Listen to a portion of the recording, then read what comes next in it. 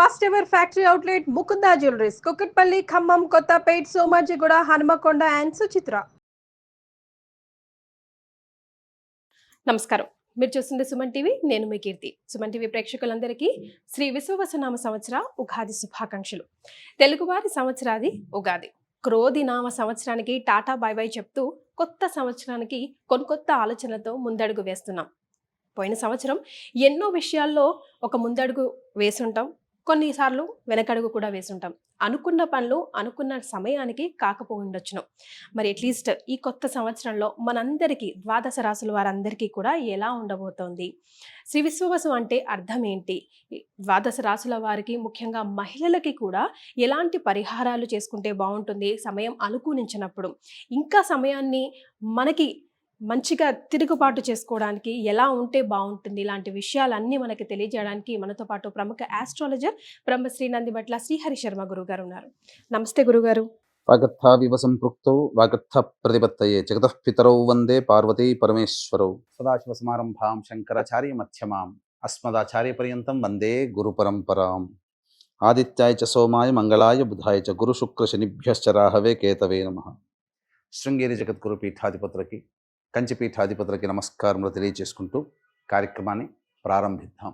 అలాగే గురుగారు, శ్రీ విశ్వవసు నామ సంవత్సరం అంటున్నాం కదా, అంటే అర్థం ఏంటో? విశ్వావసు, విశ్వావసు అనగా విశ్వాసము కలిగినటువంటిది, నమ్మదగినటువంటిది అనేటువంటి అర్థంగా చెప్పవచ్చు. అంతేకాకుండా విశ్వావసు అనేటువంటిది గంధర్వరాజులలో ఒక రాజు.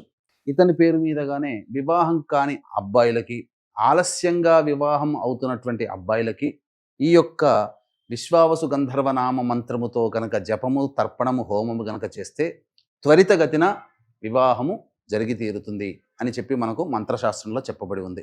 గురుగారు, ఈ కొత్త సంవత్సరంలో మరి మిథున రాశిలో జన్మించిన వారికి ఎలా ఉంటుందో తెలియజేస్తారండి? ద్వాదశ రాశులలో భాగంగా మిథున రాశిలో జన్మించినటువంటి వారికి ఈ సంవత్సరం ఏ విధంగా ఉండబోతుందో క్లుప్తంగా తెలియజేసే ప్రయత్నం చేస్తాను. మిథున రాశిలో జన్మించినటువంటి వారికి ఈ సంవత్సరం ఆదాయం 14, వ్యయం 2, రాజ్యపూజ్యం 4, అవమానం 3. ఇక 12 నెలల పాటు అనగా వచ్చే సంవత్సరం మార్చి 19వ తారీఖు వరకు ఉన్నటువంటి సమయాన్ని 3 టైమ్ జోన్స్ లాగా డివైడ్ చేసుకొని ఏ టైం జోన్లో గ్రహాల యొక్క అనుగ్రహం బాగుంటుంది, ఆ సమయంలో ఎలా ఉండబోతుంది అనే విషయాల్ని తెలియజేసే ప్రయత్నం చేస్తాను. ఇక మార్చి 30వ తారీఖు నుంచి మే 14వ తారీఖు వరకు రాశిలోనే గురుని యొక్క సంచార ప్రభావం చూసినట్లయితే ప్రధానంగా గురుడు జన్మరాశిలోని సంచారం చేస్తున్నటువంటి కారణం చేత విద్యార్థులు ప్రధానంగా బాగా కష్టపడితే తప్ప ఫలితములు పొందనటువంటి పరిస్థితి. ప్రతి పనిలో కూడాను ఏ విధంగా అంటే అన్నీ అవుతున్నట్టుగానే అనిపిస్తుంటాయి, కానీ ఆలస్యంతో పనులు పూర్తి అవుతుంటుంది. చికాకు, ఇబ్బందులు అనేటువంటివి ఎక్కువగా ఉంటాయని చెప్పవచ్చు. ఇక ప్రధానంగా శని భగవానుల వారిని కూడా చూసుకున్నట్లయితే మార్చి 29వ తారీఖు నుంచి జూలై 12వ తారీఖు వరకు మీన రాశిలోకి సంచార ప్రభావం, కంటక శని ప్రభావం అనేటువంటిది మిథున రాశి వారికి ఉండబోతుంది. ఈ కారణం చేత ఏమవుతుంది, చేస్తున్నటువంటి వృత్తి, ఉద్యోగ, వ్యాపారాల్లో కష్టములు ఎక్కువగా ఉంటుంటాయి. ఇంత కష్టపడి ఈ పని పూర్తి చేశానా అన్న బాధే తప్ప ఫలితము ఖచ్చితంగా ఉంటుంది, కానీ సంతోషం మాత్రం ఉండదు. ప్రతి పనులలో కూడా ఆటంకములు ఈ శని ప్రభావంలో కూడా కలుగుతాయి. కాకపోతే ఇవి ఎక్కువ కాలం ఉండవనేటువంటి విషయాన్ని గమనించుకోవాలి ముఖ్యంగా. ఎందుకంటే శని భగవానుల వారు టైప్ 2 జోన్లో కనుక చూసుకున్నట్లయితే మే 14 నుంచి సెప్టెంబర్ 28 వరకు గురుడు కర్కాటక రాశిలో సంచారం చేస్తుంటాడు. ఈ కారణం చేత ధనపరమైనటువంటి సమస్యలు అన్నీ తీరిపోతాయి, ఏ ఇబ్బందులు అనేటువంటివి ఉండవు. ప్రధానంగా రావాల్సినటువంటి రాని బాకీలు వసూలు అవుతాయి. అలాగే ప్రతి పనులలో కూడా ధనార్జన సంపూర్ణంగా ఉన్నటువంటి కారణం చేత ఎంత శ్రమకైనా కానీ, కష్టపడైనా కానీ పనులను పూర్తి చేసుకుంటారు, ఆనందంగా జీవిస్తారని చెప్పవచ్చు. అదే సెప్టెంబర్ 28 నుంచి నవంబర్ 11వ తారీఖు వరకు కర్కాటకంలో వక్రీకరించినటువంటి గురు ప్రభావం చేత ఇటు జన్మ గురు ప్రభావ ఫలితాలను కూడా పొందడం. ఆ సమయం మాత్రం సెప్టెంబర్ 28 నుంచి నవంబర్ 12 మధ్య కాలం ఏదైతే ఉందో ఆ సమయం మాత్రం కాస్త కష్టముతో కూడుకున్నటువంటి ధనార్జన. మే 14వ తారీఖు వరకు ఇబ్బందికరంగా ఉంటుంది. మే 14 నుంచి సెప్టెంబర్ 28వ తారీఖు వరకు కూడా కర్కాటకంలో స్థితి పొంది ఉంటాడు ప్రధానంగా. ఈ సంబంధించినటువంటి స్థితి కనుక చూసుకున్నట్లయితే యోగదాయకం. మే 14 వరకు అనుకూలంగా లేని కారణం. ఇలా చూసుకున్నట్లయితే సెప్టెంబర్ 28 నుంచి నవంబర్ 12 మధ్య ఉన్నటువంటి కాలం మాత్రం ధనపరంగా కష్టం ఎదుర్కొని ధన ఫలితాన్ని పొందుతారు. చికాకులు ఎక్కువగా ఉంటాయి. మే 14 నుంచి సెప్టెంబర్ 28 వరకు మిథున రాశిలో సంచారం చేస్తున్నటువంటి కారణం చేత సమస్యలు ఉంటాయి, ధనము లభించదు. కానీ సెప్టెంబర్ 28 నుంచి నవంబర్ 12 వరకు అన్ని విధాలుగా అనుకూలంగా ఉంటుంది. ఇక్కడ నవంబర్ 12వ తారీఖున కర్కాటకంలో వక్రీకరించి డిసెంబర్ 26వ తారీఖు వరకు ఉన్నటువంటి సమయం కాబట్టి ఇటు కష్టపడుతూ ఫలితాన్ని పొందుతారు. కాబట్టి ఇది గురువు టైప్ 2 జోన్లో భాగంగా మీకు ఇచ్చేటువంటి యోగకాలం అని చెప్పవచ్చు. ఇక శని భగవానుల వారిని చూసుకున్నట్లయితే ప్రధానంగా మార్చి 29వ తారీఖు నుంచి జూలై 13వ తారీఖు వరకు మీనరాశిలోనే సంచారం చేస్తాడు. జూలై 13 నుంచి మీనరాశిలో వక్రీకరించి ఉంటాడు. తదనుగుణంగా ఏమవుతుంది, ఇటు నవమ స్థాన ఫలితాన్ని కూడా ఇవ్వబోతున్నాడు ఈ యొక్క మిథున రాశిలో జన్మించినటువంటి వారికి. ఇది ప్రధానంగా కీలకమైనటువంటి సమయం. ఇక్కడ జూలై 13 నుంచి అక్టోబర్ 9 వరకు తండ్రి గారి ఆరోగ్యం పట్ల శ్రద్ధ వహించాల్సినటువంటి పరిస్థితి. విదేశీ యానము, విదేశీ విద్యకు సంబంధించినటువంటి చేయ ప్రయత్నాలన్నీ కూడాను కొలిక్కి వస్తాయని చెప్పవచ్చు. ఇది ఈ సమయం. అలాగా అక్టోబర్ 10వ తారీఖు నుంచి నవంబర్ 26వ తారీఖు వరకు కుంభరాశిలోనే వక్రీకరించి స్థితి పొంది ఉంటాడు. ఇది ప్రధానంగా ఏమవుతుంది, అష్టమ శని ప్రభావాన్ని కూడా ఇస్తుంది. ఈ కాలం మాత్రం అక్టోబర్ 10 నుంచి నవంబర్ 26 మధ్య కాలం మాత్రం ఆరోగ్యం పట్ల శ్రద్ధ వహించాల్సినటువంటి పరిస్థితి.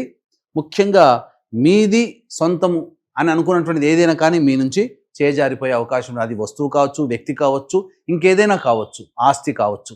కాబట్టి అక్టోబర్ 10 నుంచి నవంబర్ 26వ తారీఖు వరకు ఉన్నటువంటి కాలం మాత్రం జాగ్రత్తలు పాటించాలి.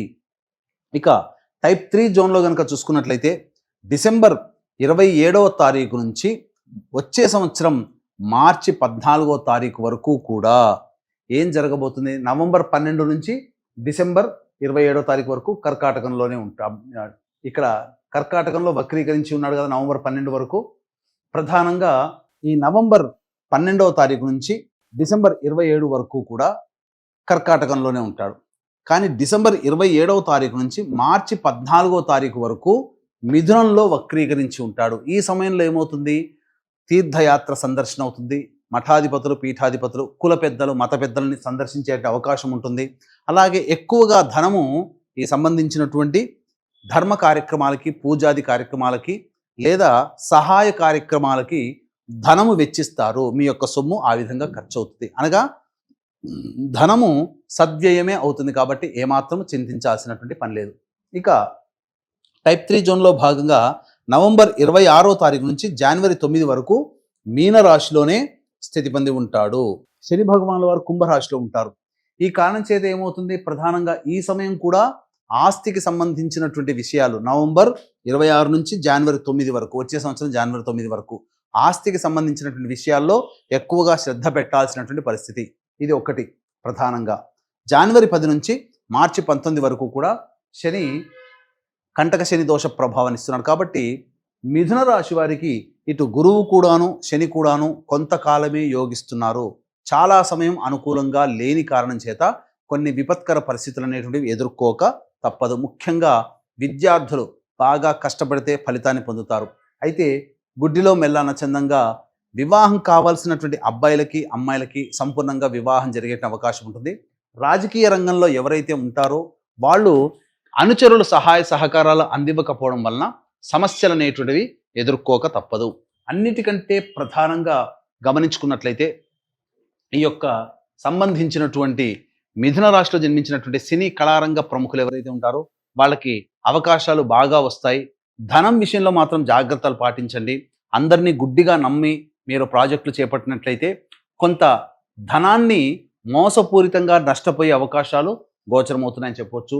ఇక ప్రధానంగా ఫుడ్కు సంబంధించినటువంటి వ్యాపారస్తులు, ఎడ్యుకేషనల్ ఇన్స్టిట్యూషన్ నడిపేటువంటి వాళ్ళు, అలాగే పూజా ద్రవ్యంలకు సంబంధించినటువంటి వ్యాపారస్తులు, సిమెంట్, ఇసుక మరియు ఎడిబుల్ ఆయిల్స్, ఆటోమోటివ్ రంగంలో ఉన్నటువంటి వాళ్ళు, వీళ్ళందరూ తప్ప మిగతా అన్ని రకాల వ్యాపారస్తులకి సంపూర్ణంగా యోగదాయకంగా ఉంటుందని చెప్పవచ్చు. రైతులు ముఖ్యంగా 2 పంటల్లో లాభదాయకమైనటువంటి పరిస్థితిని పొందుతారు. ఇలా ఈ సంవత్సరం అంతా కూడాను శుభ అశుభ మిశ్రమ ఫలితంగానే ఎక్కువగా ఉంటుంది. ఆదాయము ఎంత ఉన్నప్పటికీ కూడా కష్టపడుతూ ఆదాయాన్ని పొందుతారు తప్ప సులువుగా ఆదాయాన్ని అయితే సంపాదించలేరు. అదొక్కటి గుర్తుపెట్టుకోండి. బాగా శ్రమ కోరిస్తేనే ఫలితాన్ని పొందుతారు అని చెప్పవచ్చు. గురుగారు, మరి మిథున రాశిలో జన్మించిన మహిళలకి ముఖ్యంగా శ్రీ విశ్వవసునామ సంవత్సరంలో ఎలా ఉంటుందో ఒక్కసారి తెలియజేయండి. ఇక ఈ మేషరాశిలో జన్మించినటువంటి మహిళలకి మాత్రం పెద్ద పీట అని చెప్పొచ్చు. మీకు గౌరవ మర్యాదలు పెరుగుతాయి. మీకు ఇంతకుముందు మిమ్మల్ని అవమానించిన వాళ్ళే మిమ్మల్ని చాలా గౌరవిస్తారు. కోల్పోయిన చోట దక్కించుకోవడం అంటే ఇదే అని చెప్పవచ్చు. కావున అన్ని విధాలుగా సహాయ సహకారాలు ఇతరులతో మంచిగా మెలగడం వల్ల పొందుతారు. అంతేకాకుండా సంతానం కాని మహిళలకి సంతానం కలుగుతుంది. అలాగే బాధ్యతలు అనేటువంటివి పెరుగుతాయి. ఈ బాధ్యతలు పెరగడం ద్వారా మీరు అనుకున్నటువంటిది సాధిస్తారు. అలాగే మీరు ప్రధానంగా ఈ యొక్క మిథున రాశిలో జన్మించినటువంటి మహిళలు వ్యాపారులైతే తప్పకుండా వ్యాపార విస్తరణ అనేటువంటిది చేస్తారు. తద్వారా మంచి ధనాదాయం అనేటువంటిది లభిస్తుంది అని చెప్పవచ్చు. ముఖ్యంగా వివాహం కావాల్సినటువంటి అమ్మాయిలకి వివాహం జరిగి తీరుతుంది. ఇక గమనించుకున్నట్లయితే ప్రధానంగా ఈ రాశిలో జన్మించినటువంటి మహిళలు ముఖ్యంగా అంది వచ్చినటువంటి అవకాశాలని వినియోగించుకోవడం ద్వారా మంచి జరుగుతుంది. కాకపోతే మీ పెరుగుదల, మీ యొక్క అభివృద్ధిని చూసి అసూయపడే వాళ్ళు ఉంటారు. కాబట్టి జాగ్రత్తలు పాటించండి. దైవానుగ్రహాన్ని పొందే ప్రయత్నం చేయండి. రైట్. సో మరి శ్రీ విశ్వవసునామ సంవత్సరంలో ఇంకా బాగా కలిసి రావాలంటే ఎలాంటి పరిహారాలు పాటించాలంటారు గురుగారు? ఈ యొక్క మిథున రాశిలో జన్మించినటువంటి వారికి ప్రధానంగా శని గురువు అనుకూలంగా లేకపోవడం, రాహుకేతులు చతుర్థ దశమ కేంద్రంలో ఉన్నప్పటికీ కూడాను మిగతా గ్రహాల యొక్క అనుగ్రహం సంపూర్ణంగా లేని కారణం చేత బాగా శ్రమ కోరిస్తే తప్ప ఫలితాన్ని పొందనటువంటిది. ముఖ్యంగా దైవానుగ్రహం తప్పనిసరి. కావున ప్రతిరోజు కూడాను రుద్రాష్టకం అనగా రుద్ర త్రిశతి అని దొరుకుతుంది. ఆ రుద్ర త్రిశతి ప్రతిరోజు మీరు పారాయణం చేయండి. తప్పకుండా మీకున్నటువంటి సమస్యలు అనేటువంటి తొలగిపోతాయి. అంతేకాకుండా మీరు ఏదైనా పని మీద బయటికి వెళ్ళేటప్పుడు ఇంట్లోని పెద్దల ఆశీర్వచనం తీసుకొని, అలాగే గ్రామంలోని శివాలయంలో కానీ లేదా ఎక్కడైనా కానీ శివాలయంలో కానీ అర్చన జరిపించుకొని వెళ్ళండి. తప్పకుండా మీరు విజయవంతులై తిరిగి వస్తారని చెప్పవచ్చు. అంతేకాకుండా ఈ యొక్క విశ్వావసునామ సంవత్సరం మిథున రాశిలో జన్మించినటువంటి వారికి అందరికీ కూడా సంపూర్ణముగా అనుగ్రహించాలి. మీ యొక్క సంకల్పం నెరవేరాలి. అంతేకాకుండా మీకు సమస్యలు ఎదురైనప్పుడు మీరు దగ్గరలోని ఏ పండితుని దగ్గరికి వెళ్ళినా మీ జాతకాన్ని చూసినప్పుడు ఎటువంటి పరిహారాలు చేయమని చెప్తారో అటువంటి పరిహారాలన్నీ కూడా ప్రతి నెల ఒక్కొక్క క్షేత్రంలో చేయించడం జరుగుతుంది. దీనికి శ్రీకారం మహామహిమాన్వితమైనటువంటి సుప్రసిద్ధ కాశీ క్షేత్రంలో ఏప్రిల్ 18వ తారీఖు రోజున చుట్టబోతున్నాం. అవకాశం ఉన్న వాళ్ళు ఇట్టి మహత్తరమైనటువంటి కార్యక్రమంలో మీ జాతకరీత్యా వచ్చేటువంటి సర్వ సమస్యలకి, అలాగే మీ యొక్క సంకల్పం నెరవేరడం కోసం సంకల్ప సిద్ధి సర్వదోష నివారణ కార్యక్రమాలు అనేటువంటి జరిపించడం జరుగుతుంది. ముఖ్యంగా మృత్యుంజయ హోమం కూడా ప్రధానంగా చేయించడం జరుగుతుంది. అవకాశం ఉన్న వాళ్ళు కార్యక్రమ తదనంతరం కాంటాక్ట్ చేసి ఈ కార్యక్రమంలో సభ్యులుగా నమోదు చేసుకోవచ్చు. సో ఆరోగ్యపరంగా ముఖ్యంగా వీరికి వృషభ రాశి వారికి ఎలా ఉంటుంది గురుగారు? ఏ నెలలో అనుకూలంగా ఉంటుంది, ఏ నెలలో కాస్త క్షీణించే అవకాశం ఉంటుంది, ఎప్పుడు అలర్ట్గా ఉండాలో ఒకసారి తెలియజేయండి. ఏ సమయంలో జాగ్రత్తలు పాటించాలి ఆరోగ్యపరంగా వాహనాన్ని నడిపేటప్పుడు ఇలా అని అనుకుంటే ప్రధానంగా జూలై 27వ తారీఖు నుంచి సెప్టెంబర్ 12వ తారీఖు మధ్యకాలము, డిసెంబర్ 6వ తారీఖు నుంచి వచ్చే సంవత్సరం ఫిబ్రవరి 23వ తారీఖు ఉన్నటువంటి మధ్యకాలం వాహనాన్ని నడిపేటప్పుడు జాగ్రత్తలు పాటించండి. అనారోగ్య సూచనలు వచ్చేటువంటి అవకాశం ఉంటుంది. అంతేకాకుండా ప్రధానంగా గర్భవతులైనటువంటి స్త్రీలు జాగ్రత్తలు పాటించండి. మిస్క్యారీస్ అయ్యేటువంటి అవకాశము గోచరమవుతుంది. అలాగే ఈ యొక్క మిథున రాశిలో జన్మించినటువంటి వారికి ఈ ఆపరేషన్స్ జరిగేటువంటి అవకాశం కూడా గోచరమవుతున్నాయని చెప్పవచ్చు. గురుగారు, మరి కొత్త ఉద్యోగం స్టార్ట్ చేయాలన్నా, లేదంటే ఉద్యోగంలో వారు ఒక స్టెప్ ముందుకు వెళ్ళాలన్నా, కొత్త వ్యాపారం స్టార్ట్ చేయాలన్నా, నిరుద్యోగులైనా ఏ సమయం బాగుంటుంది ప్రయత్నాలు చేయడానికి ఈ కొత్త సంవత్సరంలో ఒకసారి తెలియజేయండి. ఈ యొక్క మిథున రాశిలో జన్మించినటువంటి వారికి ఉద్యోగస్తులకి ఉద్యోగ మార్పు ఎప్పుడు చేసుకోవాలి వేరే సంస్థల్లోకి, అలాగే నిరుద్యోగస్తులు ఉద్యోగము ఎప్పుడు ఏ సమయంలో ప్రయత్నం చేస్తే సంపాదించుకోవచ్చు, అలాగే వ్యాపార విస్తరణ ఏ సమయంలో చేస్తే చాలా బాగుంటుందనే విషయం గురించి తెలియజేసుకుందాం. వాటికి మంచి సమయాలు ఆగస్టు 17 నుంచి సెప్టెంబర్ 16, అలాగే నవంబర్ 16 నుంచి డిసెంబర్ 15, అలాగే ఈ సంవత్సరం మార్చి 30 నుంచి ఏప్రిల్ 13వ తారీఖు వరకు ఉన్నటువంటి సమయం చాలా అనుకూలంగా ఉంటుంది. కాబట్టి ఉద్యోగ మార్పు, ఉద్యోగం పొందడం కోసం, వ్యాపార విస్తరణ కోసం చాలా అనుకూలమైనదిగా చెప్పొచ్చు. ఏతాబాతా చెప్పొచ్చేది ఏమిటంటే ఈ సంవత్సరం సాధారణమైనటువంటి ఫలితాలనే ఈ మిథున రాశిలో జన్మించినటువంటి వాళ్ళు పొందుతారు. కాబట్టి ఈ మిథున రాశిలో జన్మించినటువంటి వారికి సంకల్పం నెరవేరాలి. అలాగే మీకున్నటువంటి సమస్యలు నెరవేరడం కోసం ప్రతి నెల ఒక్కొక్క క్షేత్రంలో జరిగేటువంటి సంకల్ప సిద్ధి, సర్వదోష నివారణ పూజలు, హోమాల్లో మీరు సభ్యులుగా నమోదు చేసుకున్నట్లయితే తప్పకుండా దైవానుగ్రహాన్ని పొందిన వాళ్ళు అవుతారని చెప్పడంలో ఏమాత్రం సందేహం లేదని తెలియజేస్తూ సర్వం శ్రీ ఉమామహేశ్వర పరబ్రహ్మార్పణమస్తు.